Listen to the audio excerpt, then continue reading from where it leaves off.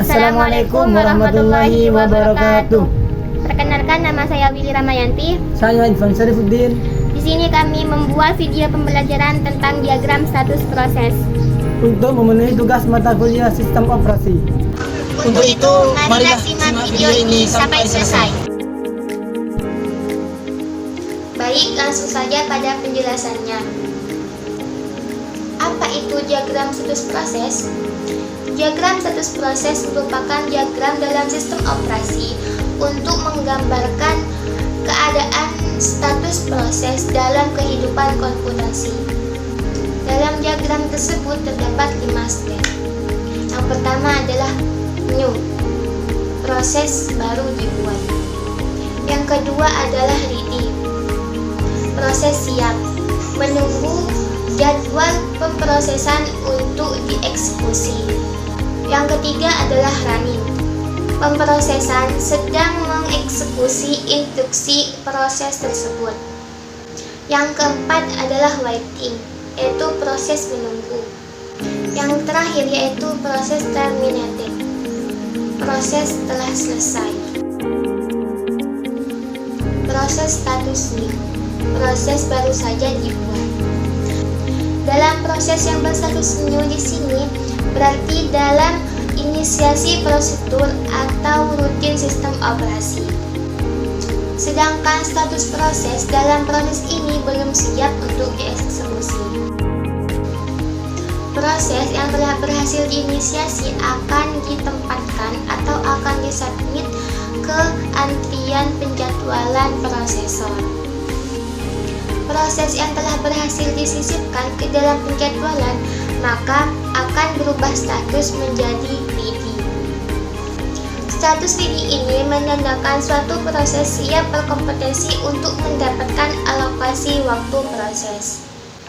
Jadi, proses-proses baru yang tercipta tidak langsung dieksekusi, tetapi harus menunggu gilirannya. Yang selanjutnya, jika kemudian sebuah proses dalam antrian ready sudah terpilih oleh schedule untuk dijalankan, maka proses yang terpilih akan mulai dieksekusi dan berubah statusnya menjadi running. Pada prosesor yang memiliki sifat running, yaitu memiliki 3 peralihan kepada status yang lain. Yang pertama, jika proses sudah menyelesaikan akhirnya, maka proses akan berubah status menjadi terminated, yaitu status selesai, proses selesai. Oke, untuk yang kedua, jika jatah waktu atau timeless yang dialokasikan untuk eksekusi proses sudah habis, maka proses akan dialihkan statusnya menjadi ready kembali. Pada sistem operasi multitasking, umumnya setiap proses diberi jatah waktu eksekusi yang terbatas agar proses yang berdurasi panjang tidak menghambat terhadap eksekusi proses-proses yang lainnya. Pada saat jatah waktu habis, timer akan memberikan sinyal instruksi pada prosesor. Akibatnya, prosesor akan berhenti dan dialihkan ke rutin sistem operasi yang selanjutnya akan menjalankan schedule. Yang ketiga, proses running dapat beralih ke status block waiting.